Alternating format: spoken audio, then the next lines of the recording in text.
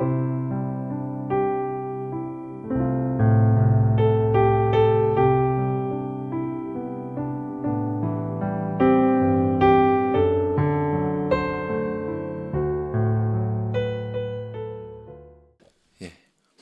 성경에 나오는 도피성 제도에 대해서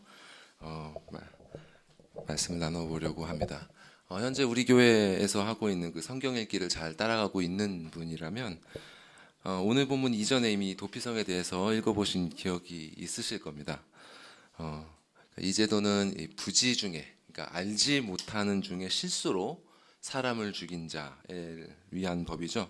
그러니까 요즘으로 말하자면 과실치사죄 에 해당하는 그런 내용입니다. 그래서 궁금해지더라고요. 그래서 좀 찾아봤는데 현재 한국에서 일반 과실치사죄를 저지르면 어떻게 되냐? 그러면 2년 이하의 금고 또는 700만 원 이하의 벌금에 처한다고 합니다. 이 금고형이라는 게 뭐냐면 이 징역형이랑 달리 이제 교도소에 갇히기는 하는데 그 강제 노역은 안 하는, 그걸 금고형이라고 하더라고요. 갇혀 있기만 하는 것이죠. 그러니까 일반 과실치사죄라는 거는 이런 겁니다. 그러니까 일상생활 중에 물건을 떨어뜨리는 등의 실수로 사람을 숨지게 만드는 그런 경우죠. 근데 일상생활이 아니라 일을 하는 중간에, 그러니까 업무상 과실에 해당하는 경우에는 일반 과실치사죄의 2배 이상에 해당하는 형량이 난다고 합니다. 그래서 5년 이하의 금고 또는 2천만 원 이하의 벌금이 됩니다. 자, 그러면 그 피해자는 어떤 보상을 받느냐? 이 피해자의 유족이 법적으로 받을 수 있는 보상은 이런 거예요.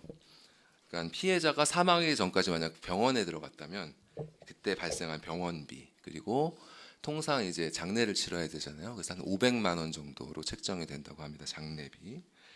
그리고 이제 일하는 분일 경우에 65세 정년까지 벌 수 있었던 미래 소득, 그 중에서 3분의 1은 그 피해자의 이제 생활비로 생각해서 제하고 나머지를 받을 수 있고, 그다음에 이제 일반 사고, 과실 사고를 기준으로 해서 1억 원 정도의 위자료를 받을 수 있다고 합니다. 자, 이것이 현재 법입니다. 보시면 다 돈이에요. 예, 다 돈입니다. 그러니까 이 시대는 모든 게 다 돈으로 치환이 됩니다. 이렇게. 근데 이런 것으로 그 죽은 가족의 빈자리가 보상이 될까요? 이 사람의 목숨, 그러니까 이 사람의 존재, 과연 무엇으로 보상을 할 수 있겠습니까? 그분과 함께 할 수 있는 그 모든 시간이 빼앗겼는데 이 돈 몇 푼으로 보상되는 게 아니죠. 이 성경이 쓰여지던 시대는요, 기본적으로 이 눈에는 눈, 이에는 이가 원칙이었어요. 사실 그게 당연한 것이죠. 우리가 만약 실수로 물건을 부셨다면 그 물건 그대로 보상해 주는 게 맞지 않겠습니까?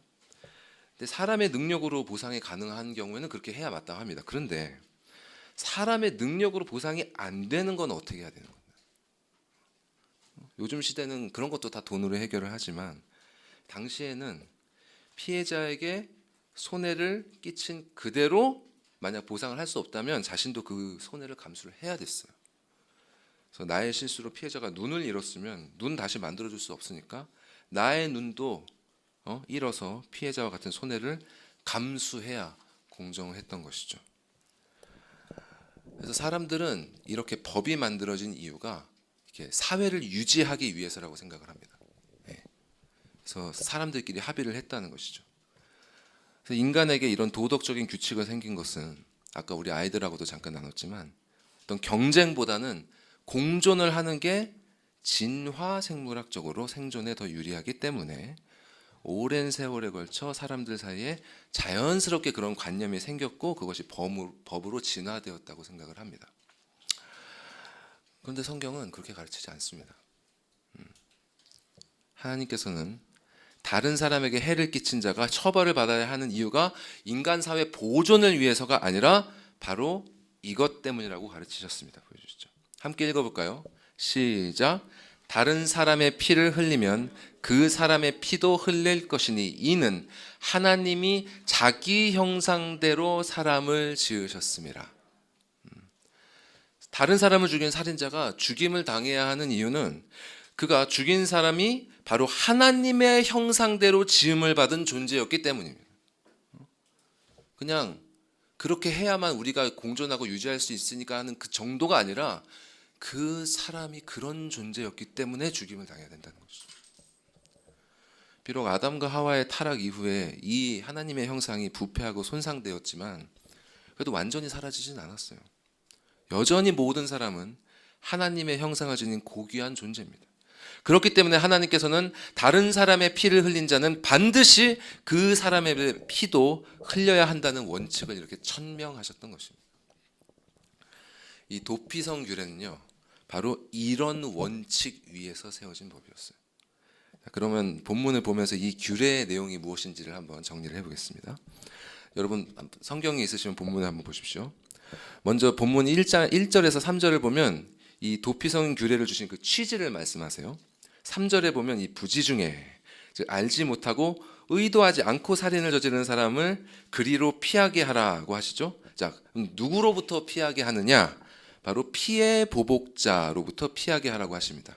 자, 피해 보복자가 누구냐면 바로 피해자의 가족들 가운데 보복할 자로 세워진 사람이에요.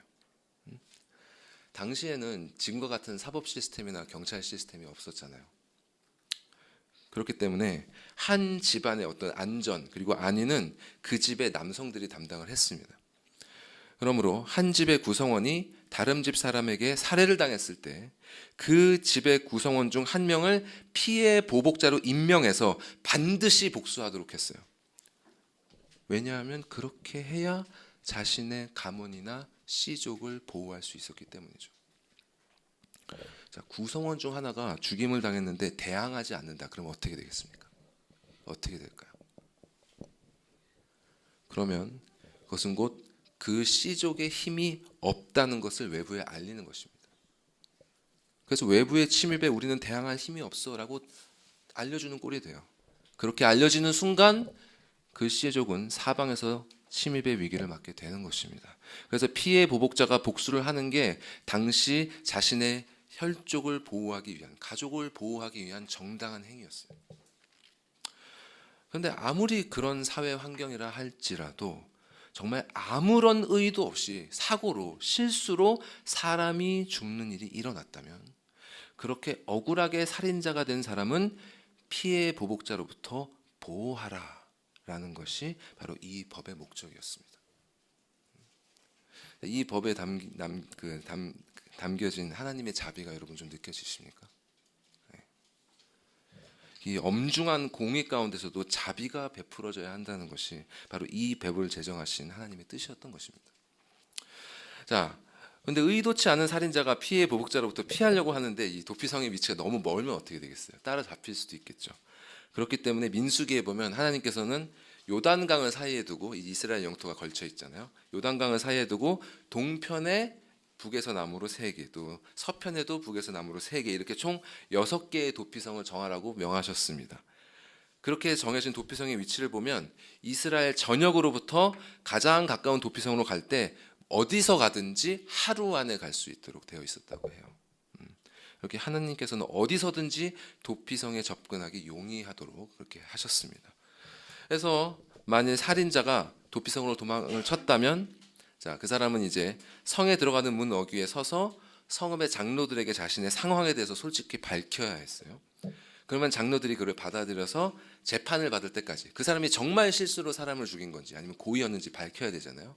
이렇게 재판을 받을 때까지는 피해 보복자로부터 죽임을 당하지 않을 수 있도록 보호를 해줬습니다. 그리고 이 사람을 그럼 어떤 기준으로 판별을 했냐 하면은 그 사람에게 사람을 죽이고자 하는 마음이, 지금 그 악의가 그에게 있었느냐 없었느냐를 가지고 판결을 했어요.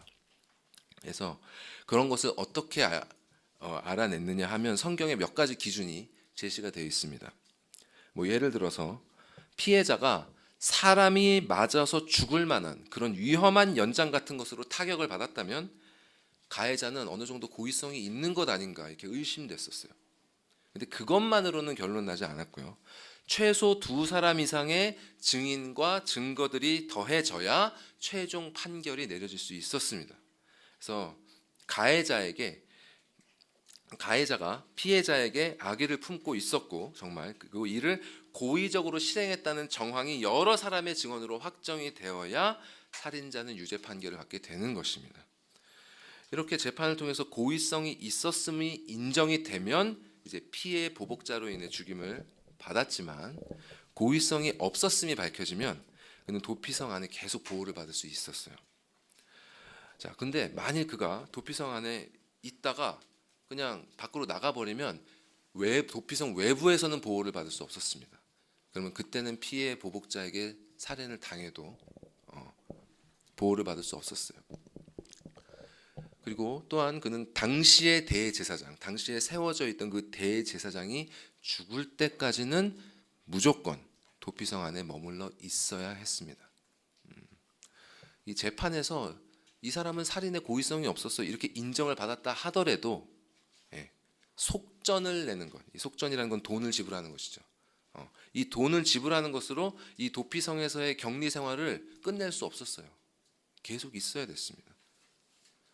사람을 죽음에 이르게 한 자는 비록 고의가 아니라 할지라도 반드시 도피성에서 대제사장이 죽을 때까지 머물러서 억울하게 죽은 자의 피로 인해 땅이 더러워진 것을 속죄해야 했습니다. 그래서 민수기 35장에서는 이 법의 목적에 대해서 이렇게 말씀하십니다. 제가 읽을게요. 너희는 너희가 거주하는 땅을 더럽히지 말라. 피는 땅을 더럽히나니 피 흘림을 받은 땅은 그 피를 흘리게 한 자의 피가 아니면 속함을 받을 수 없느니라. 너희는 너희가 거주하는 땅 곧 내가 거주하는 땅을 더럽히지 말라. 나 여호와는 이스라엘 자손 중에 있음이니라. 도피성의 규례가 이 말씀으로 마무리됩니다. 이것이 바로 목적이에요. 하나님께서 거하시는 땅을 정결하게 유지하라. 여러분 이거 근데 지금까지 이 규례의 내용을 들으셨습니다만 이런 의문이 혹시 들지 않으십니까? 왜 하나님께서는 가나안 땅에서 이렇게 억울한 사람이 죽는 일이 일어나도록 하시는 것인가? 하나님께서 약속하신 땅이고 또 그분이 이스라엘과 이렇게 함께 거하시는 땅이라면 이런 일이 일어나지 않아야 하는 것 아닌가? 그렇지 않나요? 그래서 세상에는 이런 일들이 이렇게 억울한 죽음 같은 일들이 일어난다는 사실을 근거로 하나님의 존재를 부인하는 사람들이 적지 않습니다. 세상에서 일어나는 그 온갖 부조리를 근거로 해서 선한 신이 있다면 어떻게 이런 일이 일어나도록 용납할 수 있단 말인가? 고로 신은 없다 이렇게 주장을 하죠. 요즘에 뭐 슈퍼 히어로들이 나오는 영화들 막 나오잖아요. 그런데 보면 꼭 나오는 장면이 있어요. 이렇게 막 억울하게 죽임을 당할 위기에 처한 사람, 사고로 죽을 위기에 처한 사람들을 막 그런 히어로들이 구해주잖아요. 그런 장면들 왜 나옵니까? 우리가 원하는 히어로, 우리가 원하는 신은 바로 이런 존재다라는 것을 대중에게 보여주기 위한 것입니다. 그러면 왜 하나님께서는 이런 죽음들이 일어나도록 하시는 것인가? 인간의 생사를 주관하는 그분의 능력이나 의지가 부족하기 때문일까요? 그렇지 않습니다. 성경은 사람의 생명이 그분의 손에 달려 있음을 아주 분명하게 증거합니다. 자, 우리가 얼마 전에 읽었던 신명기에 이렇게 분명히 기록하고 있어요. 많은 구절이 있지만 한 구절만 가져왔습니다. 이제는 나 곧 내가 그인 줄 알라. 나 외에는 신이 없도다. 나는 죽이기도 하며 살리기도 하며 상하게도 하며 낫게도 하나니 내 손에서 능히 빼앗을 자가 없도다. 게다가 하나님께서 출애굽기에서 도피성에 관련된 말씀을 하시거든요. 처음 그 말씀을 하실 때 이렇게 말씀하셨어요. 사람을 쳐 죽인 자는 반드시 죽일 것이나 만일 사람이 고의적으로 한 것이 아니라 나 하나님이 사람을 그의 손에 넘긴 것이면, 하나님이 사람을 그의 손에 넘긴 것이면 내가 그를 위하여 한 곳을 정하리니 그 사람이 그리로 도망할 것이며. 즉 그 사람이 죽은 것은 그저 우발적인 사고가 아니라 하나님의 섭리로 그렇게 되었다는 것입니다. 그 사람이 꼭 악인이어서 그런 죽음을 맞은 것이 아니에요. 성경에도 아벨같이 그리고 세례 요한과 같이 선을 행하다가 억울하게 죽음을 맞은 많은 사람들이 나옵니다. 그리고 역사 속에서 그런 사람들은 수는 셀 수가 없어요. 그런 사람들이 죽은 것이 그저 우연히 재수가 나빠서 그런 것이 아니라 하나님께서 당신의 섭리로 그렇게 하신 것입니다. 이렇게 성경은 세상에 억울한 죽음이 없음을 말하지도 않고요. 그런 죽음이 하나님과 상관없이 일어났다고 말하지도 않습니다. 자, 그러면 하나님께서 굳이 왜 이렇게 도피성의 규례를 주시면서 부지 중에 살인한 자의 목숨을 살리라고 명하신 이유가 뭘까요? 여기에는 이스라엘 백성에게 주시는 두 가지 메시지가 있습니다. 하나는 그들이 차지하게 된 이 가나안 땅이 하나님의 최종 목적이 아님을 나타내시는 것입니다. 거기가 끝이 아니었어요. 그들이 차지한 땅은 젖과 꿀이 흐르는 땅이죠. 하지만 가뭄과 기근으로부터 완전히 자유한 곳이 아니었습니다. 또한 그 땅은 하나님의 약속과 능력으로 얻은 땅이었지만 외세의 침략 위험이 완전히 사라진 곳은 더더욱 아니었어요. 게다가 그 땅은 하나님께서 이스라엘과 함께 거하시는 땅이었지만 죄로 인한 부패함이 언제든지 만연할 수 있는 그런 땅이기도 했습니다. 여러분, 지금 이 세상에서 신앙을 갖는다는 게 꼭 이와 같습니다. 그건 똑같아요. 교회를 다닌다고 해서 복 받는 거 아닙니다. 예배를 드린다고 해서 고통스러운 일이 없어지는 게 아니에요. 예수를 믿는 참된 신자가 되어도 이 육신의 생각을 따르는 옛 자아는 여전히 남아 있습니다. 가나안 땅에 들어가도 여전히 억울한 죽음은 일어날 것입니다. 우리는 이를 기억해야 돼요. 도피성의 규례는 우리에게 이 사실을 기억하게 합니다. 자, 그리고 이 규례가 이스라엘 백성들에게 주는 두 번째 메시지는 뭐냐? 그렇게 죄악의 영향력이 남아있는 이 곳에서도 그들이 순종해야 할 바가 있다는 사실입니다. 죄악이 남아있기 때문에. 자, 앞서 보여드렸던 그 민수기 말씀처럼 이스라엘 백성들은 하나님께서 그들에게 주신 땅을 거룩하게 보존해야 될 의무가 있었어요. 그것은 하나님께서 그들에게 약속으로 주신 곳이고 그들이 대대로 물려줘야 할 기업이고 거룩하신 하나님께서 그들과 영원히 함께 거하실 곳이었습니다. 그렇기 때문에 그 땅을 정결하게 유지하는 것은 그들이 해야 할 가장 중요한 의무 가운데 하나였어요. 그렇기 때문에 이 도피성의 규례가 여호수아 20장에 등장한 것입니다. 사실 여러분, 이 도피성 규례라는 게 굉장히 특수한 법이잖아요. 그렇지 않습니까? 예. 이 의도하지 않은 행위로 사람을 죽이는 일이 흔하게 일어나는 일이 아니에요. 예. 근데 이런 아주 특수한 케이스의 법이 뜬금없이 땅을 지파들에게 분배하는 기사가 끝난 후에 나오는 겁니다. 여호수아서가 보시면 두 부분으로 나뉘어지거든요. 크게 앞에는 절반은 땅을 정복하는 부분이에요. 하나님께서 주신 약속의 땅을 믿음으로 정복합니다. 그리고 나머지는 그 다음엔 땅을 분배하는 기사가 나와요. 근데 분배가 모든 지파들에게 분배하는 것이 끝난 다음에 갑자기 이 도피성 규례가 나온단 말이죠. 그 이유는 각 지파에게 너희들이 받은 그 땅을 정결하게 유지하라는 명령을 내리시는 것입니다. 고의적으로 죄악을 범하는 그런 경우는 말할 것도 없고 의도치 않게 악행이 일어나는 그런 경우까지도 하나님의 말씀대로 온전하게 처리해서 정결함을 유지하라는 하나님의 뜻인 것입니다. 여러분, 우리가 정결함을 유지하는 부분은 무엇일까요? 하나님께서 우리에게 주신 그 모든 영역이 다 해당이 되겠지만 특히 성경은 무엇을 말하고 있죠? 어디를 정결하게 하라? 우리의 마음입니다. 우리의 마음. 거듭난 신자에게 주신 이 새 생명이 있는 곳, 그리고 그리스도의 영, 성령께서 내주하시는 바로 이곳, 바로 이 마음을 거룩하게 하라는 것이 이 도피성 규례를 통해 우리에게 주시고자 하는 하나님의 명령인 것입니다. 그런데 이 도피성의 규례는요, 거룩하라는 이 하나님의 명령을 전하는 것에서 멈추지 않고 한 걸음 더 나아갑니다. 우리 주 그리스도 예수의 복음이 숨겨져 있어요.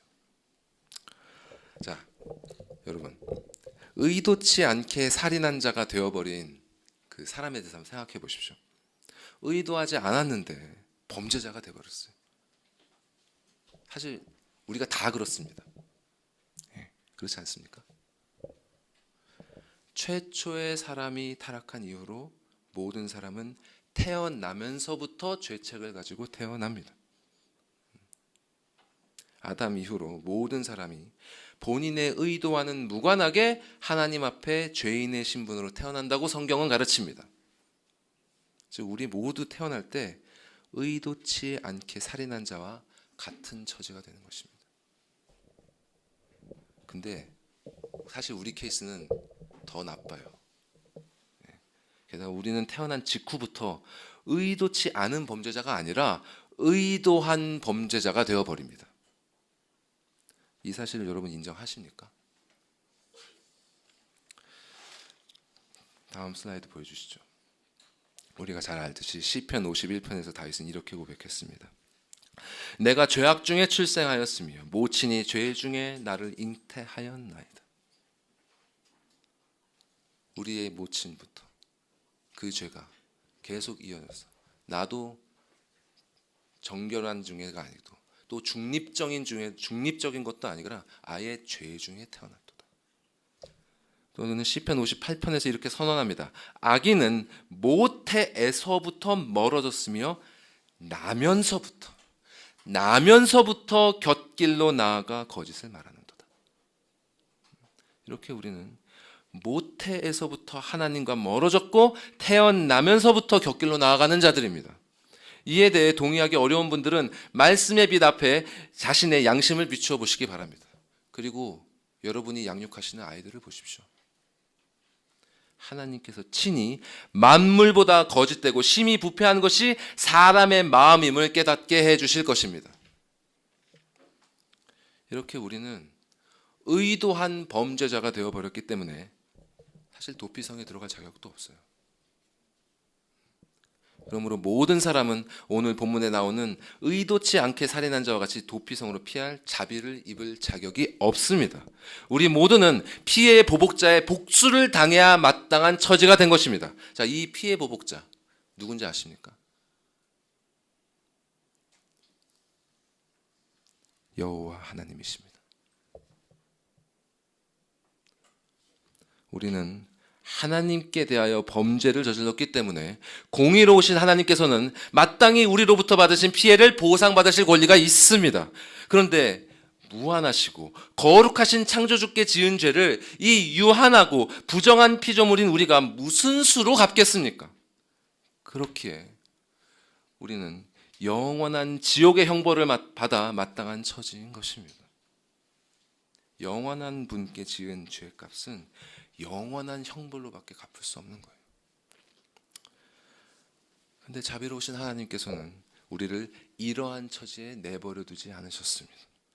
의도치 않게 살인한 자가 생명을 생명으로 갚아야 함에도 불구하고 도피성으로 피하여 살 수 있도록 자비를 베푸신 것처럼 영원한 형벌로 죄값을 치를 수밖에 없는 우리에게 그리스도를 허락하신 것입니다.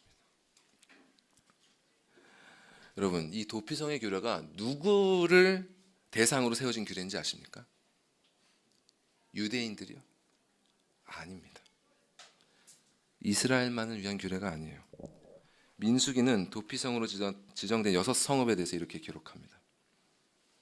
이 6성읍은 이스라엘 자손과 타국인과 이스라엘 중에 거류하는 자의 도피성이 되리니 부지 중에 살인한 모든 자가 그리로 도피할 수 있느니라. 도피성은 이스라엘 자손뿐만 아니라 이스라엘에 체류하고 있는 타국인을 포함하는 신분과 상관없는 그 모든 사람에게 적용되는 자비로운 법이었습니다. 그리스도 역시 이런 분입니다. 로마서 말씀이 이렇게 증거합니다. 유대인이나 헬라인이나 차별이 없습니다. 한 분이신 주께서 모든 사람의 주가 되사 그를 부르는 모든 사람에게 부요하시도다. 누구든지 주의 이름을 부르는 자는 구원을 받으리라. 이렇게 그리스도께서 보복하시는 그리스도께서는 이 보복하시는 하나님께 영원한 형벌을 받아야 하는 이 모든 사람에 대하여 차별 없이 그들이 부르고 피할 수 있는 그 구원주가 되십니다. 게다가 실제로 이스라엘의 역사 기록을 보면 이 도피성의 문은 항상 열려 있었다고 해요. 사실 이 고대의 성은 해가 지면 반드시 문을 닫아야 했습니다. 침입의 위험이 있었기 때문에 반드시 문을 닫아야 했어요. 그런데 이 도피성들만큼은 언제든지 의도치 않은 살인자들이 피할 수 있도록 밤에도 열려 있어야 했습니다. 심지어 전쟁 중에도 열어놔야 된다고 열어놨다고 해요. 우리 주님도 마찬가지입니다. 예수께서 친히 이렇게 말씀하셨죠.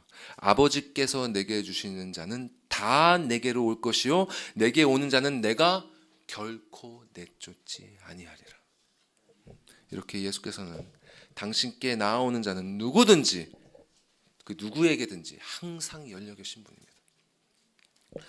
그런데 세상 사람들은 이런 그리스도께 나오길 원하지 않아요.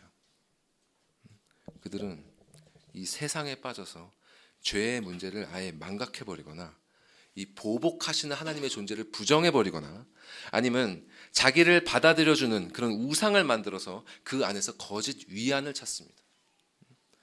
혹은 자신의 의로움을 인정하지 않는 신은 불의한 신이라고 항변하면서 하나님에게 자신의 정당함을 주장하죠. 그러나 우리는 그리스도가 아니라 다른 방법으로 하나님의 보복을 피해보려는 이런 생각들이 얼마나 허망한 망상인지를 기억해야 됩니다. 이 사람의 생명을 잃게 만든 자가는 어떠한 보상으로도 속죄할 수가 없잖아요. 사람의 생명을 사람이 어떻게 갚겠습니까? 아무리 많은 속죄금을 내더라도 피해 보복자를 피할 수 없습니다. 오직 도피성 안에서 대제사장이 죽을 때까지 머물러야만 살인자는 모든 죄책을 씻고 자유할 수 있습니다. 이 살인자가 도피성으로 받아들여지는 순간 대제사장의 생명은 살인자의 생명과 연합이 되고, 그래서 이 대제사장의 죽음은 곧 이 살인자의 죽음으로 여겨집니다. 피해 보복자는 대제사장의 죽음을 자신이 보복해야 하는 그 사람의 죽음으로 받아들여야 합니다. 그래서 대제사장의 죽음으로 인해 보복자의 의무는 사라지고, 또 대제사장의 죽음으로 인해 살인자는 자유함을 얻고 자신의 기업으로 돌아갑니다. 이것이 바로 하나님께서 우리의 죄를 해결해 주시기 위해 제정하신 유일한 방법입니다. 유일한 방법.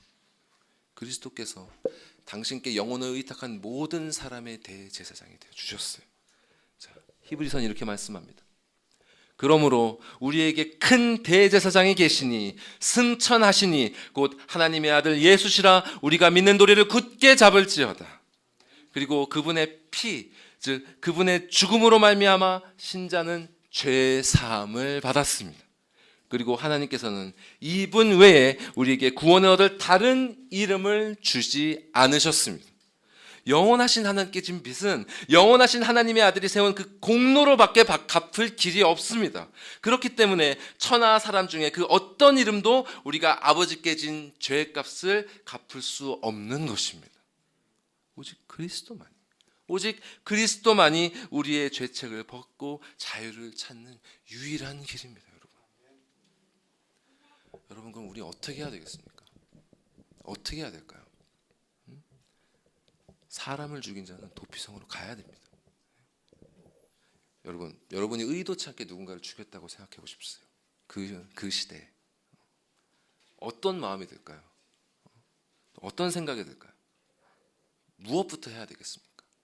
오만 감정과 생각이 들겠지만 결국 여러분 도피성으로 가야 됩니다.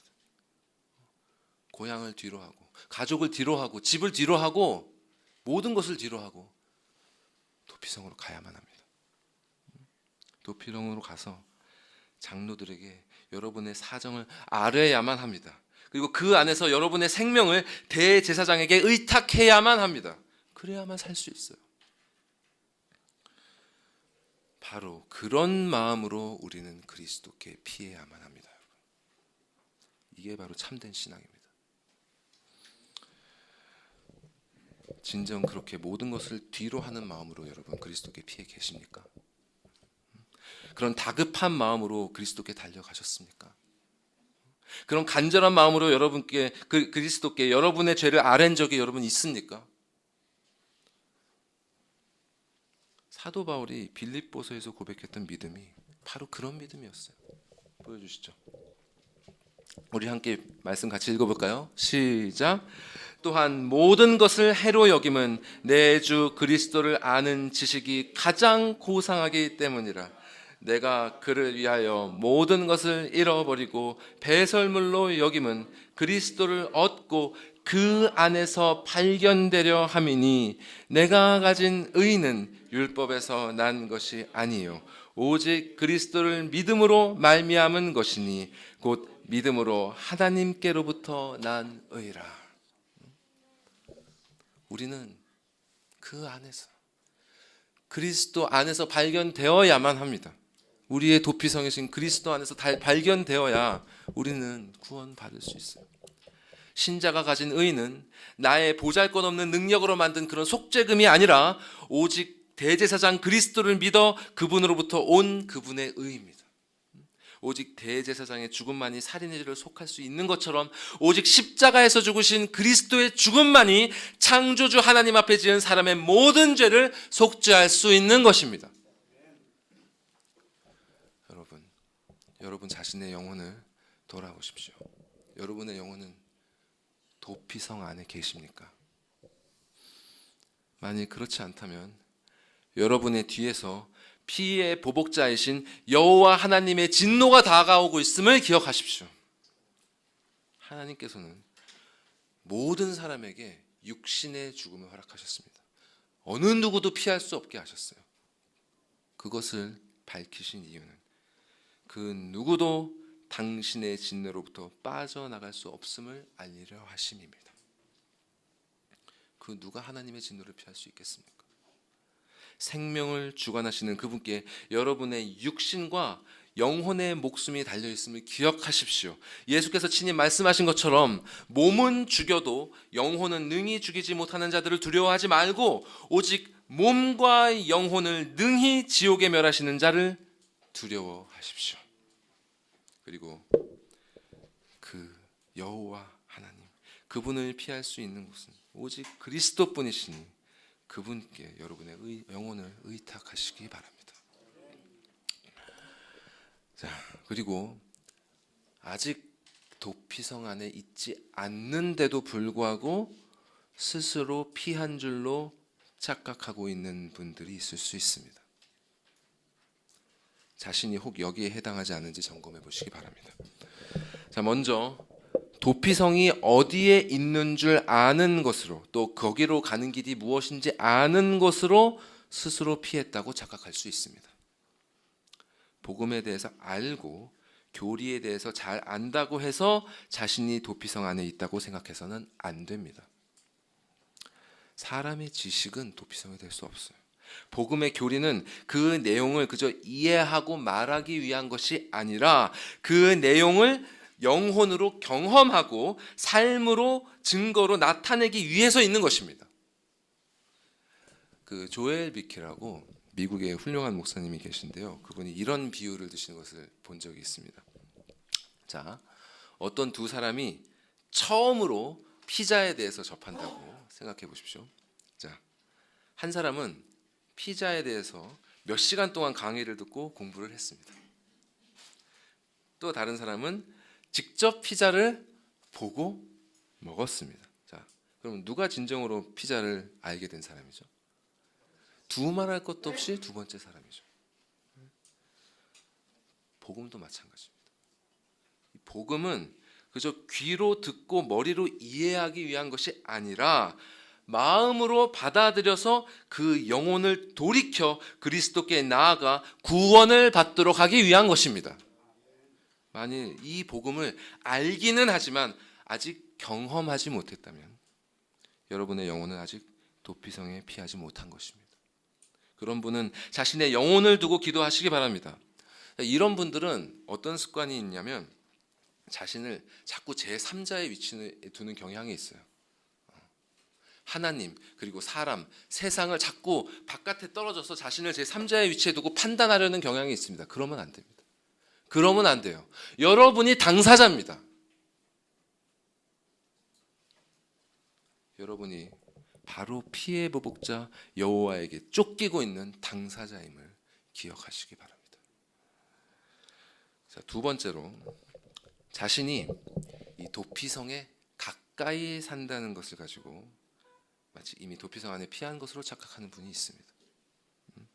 매주 교회에 나오고 예배드리고 오랫동안 신앙생활을 한 것을 가지고 이미 그리스도 안에 있는 것처럼 생각할 수 있습니다. 그렇지 않아요. 그렇지 않습니다. 그런 분들 역시 아직 복음을 경험하지 못한 분들입니다. 또한 자신의 감정적인 경험을 근거로 해서 나 그래도 경험이 있어, 이것을 가지고 자신이 복음을 경험했고 도피성 안에 있다고 착각하는 분들이 있습니다. 나 눈물로 회개기도 해봤어. 나 기쁨으로 찬양해봤어. 나 전도도 해봤어. 그러나 그런 분들 중에도 아직 도피성 안에 들어가지 않은 분들이 있어요. 여러분의 영혼이 이런 경험이 있는지, 이런 길을 걸었는지 보십시오. 진정으로 도피성에 들어간 사람은 대제사장이신 그리스도와 연합을 경험합니다. 그분과 연합함으로 그분의 복음이 진심으로 믿어지는 경험을 하게 됩니다. 진심으로. 다시 말해서 나 자신이 진실로 하나님 앞에 죽어 마땅한 죄인이라는 사실, 그리고 그러한 자신을 위해서 대제사장이신 그리스도께서 대신 죽으심으로 이제는 정죄함에서 놓여서 참으로 자유하게 되었다는 사실, 그것을 깨닫게 됩니다. 그로 인한 기쁨이, 참된 기쁨이 영혼을 채우면서 그리스도께서 말씀하셨던, 니고데모에게 말씀하셨던 그 거듭난 생명이 정말 나에게 있구나라는 것을 확인하고 확신하게 됩니다. 그리고 이런 고백이 나오는 것입니다. 그런즉 누구든지 그리스도 안에 있으면 새로운 피조물이라, 이전 것은 지나갔으니 보라 새 것이 되었도다. 그리고 이렇게 새롭게 태어난 자신 안에 그리스도의 영이신 성령께서 함께하고 계심을 느끼게 됩니다. 그분께서 떠올려 주시는 그 영의 생각을 통해서 여전히 내 안에 한 구석에 남아있는 이 옛사람이 계속 던지고 있는 이 육신의 생각이 얼마나 추악한 것이었는지를 깨닫게 됩니다.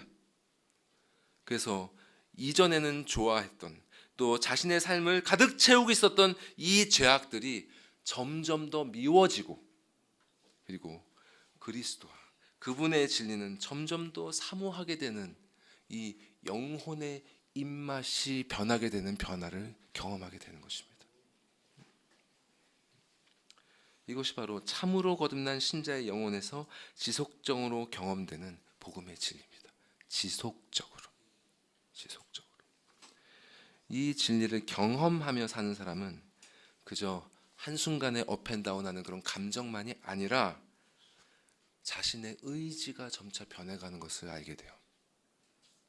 삶 가운데 행하는 내 선택들이 어느샌가 이전과는 달라 있다는 것을 알게 되는 것입니다. 이전에는 내가 생각하지도 않았던 옵션들, 이전에는 내가 두려워서 피했던 그런 것들을 어느새 강하고 담대하게 선택하고 그 길을 취하는 자신을 발견하게 되는 것입니다. 만일 여러분의 영혼이 이러한 변화에 대해서 전혀 알지 못한다면 그런 분은 속히 그리스도께 피하시기 바랍니다. 아무리 여러분에게 다른 것들이 있어도 이런 변화가 없다면 그런 분은 아직 그리스도 안에 있는 것이 아닙니다. 이에 대해서 더 자세히 알길 원하시는 분은 현재 우리 교회에서 매주 금요일에 진행하고 있는 독서 모임에 참여하시기 바랍니다. 회개하지 않은 자가 들어야 할 경고, 도피성에 피하지 않은 자가 들어야 할 복음의 진리가 다뤄지고 있습니다. 언제 피해 보복자께서 그분의 의무를 행하실지 우리는 몰라요. 오는 데는 순서가 있었지만 가는 데는 순서가 없습니다. 그분이 이르기 전에 우리의 구원주이신 그리스도께 여러분의 영혼을 의탁하십시오. 자, 마지막으로 이미 도피성에 피해 계신 분들, 그리고 그리스도와 연합의 은혜를 누리고 있는 분들에게 마지막 권면 드리겠습니다. 여기에 모이신 많은 분들이 그 은혜를 아마 누리고 계실 거예요. 이에 대해서 여러분 기뻐하고 감사하십시오. 그리고 다시 한번 그 은혜를 새롭게 해달라고, 더욱 풍성히 해달라고 기도하십시오. 그리고 이 사실을 꼭 기억하시기 바랍니다. 자, 도피성의 규례는요, 의도치 않은 살인자가 도피성으로 피해서 피해 보복자로부터 보호를 받는 것으로 끝나지 않습니다. 대제사장이 죽고 의도치 않았던 살인자가 죄책에서 벗어나 자유의 몸이 되어 하나님께서 주신 자신의 기업으로 돌아가는 것으로 마무리됩니다. 참된 신자는 그 의미가 무엇인지 생각해 봐야 돼요. 자신이 여전히 도피성 안에 머물고 있는 것은 아닌지 점검해야 됩니다.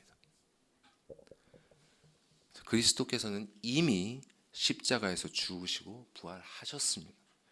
그리고 당신의 제자들을 그들의 기업으로 보내셨습니다. 여러분 어떻습니까? 하나님께서 주신 여러분의 기업으로 돌아가셨습니까? 그곳을 거룩하고 정결하게 하기 위해 애를 쓰고 계십니까? 아직 정복하지 못한 영역을 하나님의 나라로 만들기 위해 강하고 담대하게 나아가고 있습니까? 그런데 그리스도께서 죽으시고 부활하셨음을 믿음에도 불구하고 여전히 도피성에 남아있는 분들이 있어요. 지금까지 주신 그 은혜에 만족하고 그 수준에 머무르려는 분들이 있습니다. 그런 분들은 하나님께서 주신 여러분의 기업이 어딘지를 기억하시기 바랍니다. 여러분에게 지금 허락하고 계신 가정, 학교, 직장, 또 여러분 마음에 소원으로 주신 그분의 부르심, 그 소명 어디에 있는지 생각해 보시기 바랍니다. 존 버년이 쓴 철로 역정에 나온 크리스천, 십자가 앞에서 그 죄의 짐이 풀어진 후에 십자가 앞에 머물지 않았습니다. 거기에 머물지 않았어요. 전신갑주를 입고 나아갔습니다. 십자가 앞에 머물러 계시지 마십시오. 자, 근데 한 가지 오해하지 말아야 될 것은 도피성을 떠나는 것은 그리스도를 떠나는 것이 아닙니다. 그리스도를 떠나는 게 아니에요. 이제 그리스도께서는 예배 안에, 교회 안에만 계시지 않습니다. 교회에서 그리스도를 만났습니까? 하지만 이제 거기에서만 계시지 않아요. 성경 안에만 계신 것도 아닙니다. 여러분의 경건 생활, 경건의 시간 안에만 계신 것도 아닙니다. 그리스도의 영께서는 신자의 마음 안에 친히 거하시고 그가 어디로 가든지 함께 하십니다. 그리고 하나님께서는 예수를 이 땅에 보내신 것처럼 우리를 우리의 기업으로 가게 하십니다. 성령께서는 세례를 받으신 예수님을 광야로 이끄셨습니다. 그리고 또 성령께서는 감옥에서 죽어서 천국 가기를 원하고 있는 그 사도 바울을 기어이 풀려나게 하셔서 빌립보 교회로 보내셨어요. 그런 것처럼 우리의 발걸음을 이끌어서 참된 피난처를 모르고 방황하는 자들에게 가게 하십니다. 여러분의 부르심은 어디에 있습니까? 하나님께서 무엇을 여러분에게 보이셨습니까? 고대 유대인들 기록에 따르면요, 이스라엘 역사 가운데 중요한 일이 또 뭐가 있냐? 도피성으로 가는 길을 매년 정비하는 거예요. 그대로 놔두면 안 됩니다. 가장 빠르게 갈 수 있도록 골짜기가 있으면 다리를 만들고, 또 길을 막고 있는 것이 있으면 치우고, 손상되어 있는 부분이 있으면 수리하고, 반드시 해야 하는 일이었습니다. 그리고 이렇게 교차로가 있잖아요. 사거리에는 이런 표지판을 크게 세웠어요. 미클랏이라고 써 있다고 합니다. refugee라는 뜻입니다. 도피성, 도피처. 표지판을 만들었어요. 그리고 그거를 크게 만들었습니다. 왜냐하면 달려가면서도 볼 수 있어야 되기 때문에. 멈춰서 확인하면 안 되고 계속 달려가면서도 볼 수 있도록 크게 만들었습니다. 여러분이 도피성 안으로 피하는 은혜를 누렸다면 이제는 여러분이 계신 곳에 무엇이 필요한가 생각해 보십시오. 다리를 놔야 되지 않는가? 장애물 치워야 되지 않는가? 표지판 세워야 되지 않는가? 곧게 닦아야 되지 않는가? 생각해 보십시오. 무엇이 필요합니까 지금? 그리고 무엇을 해야 할지 하나님께 구하십시오. 성령께서 그것이 무엇인지 그리고 그것을 어떻게 해야 할지에 대한 그리스도의 가르침을 반드시 생각나게 하실 것입니다. 그것이 바로 영의 생각이고 여러분의 참된 기쁨과 안식으로 인도하는 생명의 길입니다. 이 생을 살면서 이렇게 그리스도를 따르는 것보다 더 보람되고 행복한 삶이 없어요. 우리는 바로 그 길을 걷기 위해 또 그분이 가셨던 그 길을 곧고 평탄하게 하기 위해 이곳에 보냄받았습니다. 그리고 그 길 끝에서 그분을 만나 삼위일체 하나님의 영원한 복락을 누리며 찬송하기 위해 지음을 받았습니다. 이곳에 모인 여러분 모두 한 분도 빠짐없이 그 길에 참여하시기 바랍니다. 그리고 먼저 도피성으로 와서 그리스도와 연합하시고 그분과 함께 여러분의 기업으로 돌아가십시오. 그렇게 아버지께서 주신 기업 안에서 그리스도가 다시 오실 그날까지 성령의 인도함 가운데 천국의 복락을 마음껏 맛보는 복된 여러분 모두가 되시길 주님의 이름으로 축원합니다. 기도하시겠습니다.